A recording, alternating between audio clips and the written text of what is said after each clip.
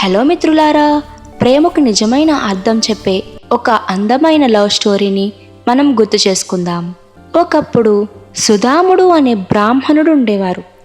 అతను ఎవరో కాదు, శ్రీకృష్ణుని చిన్ననాటి స్నేహితుడు.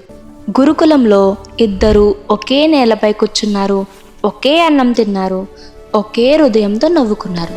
కాలం మారింది. కృష్ణుడు ద్వారకాధిపతి అయ్యాడు.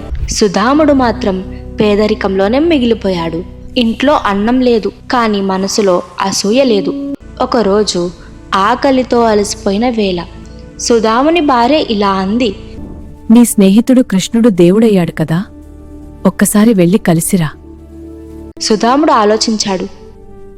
దేవుడి దగ్గరకు ఖాళీ చేతులతో వెళ్ళడం ఎలా? చివరికి చేతితో ఒక చిన్న మూట అటుకులు మాత్రమే తీసుకుని కృష్ణుడి దగ్గరకు బయలుదేరారు. ద్వారకలో ఎంతో వైభవం, ఎంతో ఆడంబరం.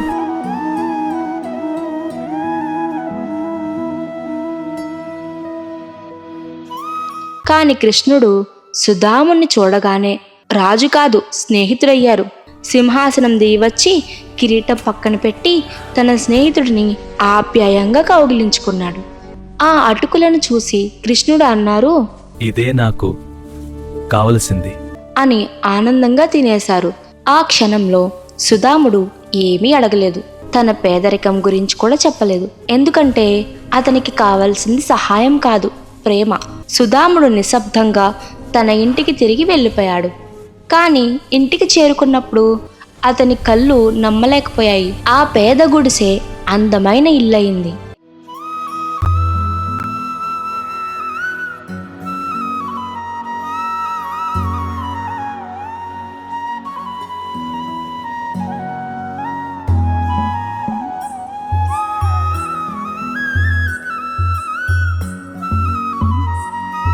దైవం అడిగిన వారికి కాదు, నిజంగా ప్రేమించిన వారికి తానంతట తానే ఇస్తుంది. ప్రేమ అంటే బహుమతులు కాదు, ప్రేమ అంటే అవసరాలు కాదు, ఆశించకుండా ఉండే మనసే నిజమైన ప్రేమ.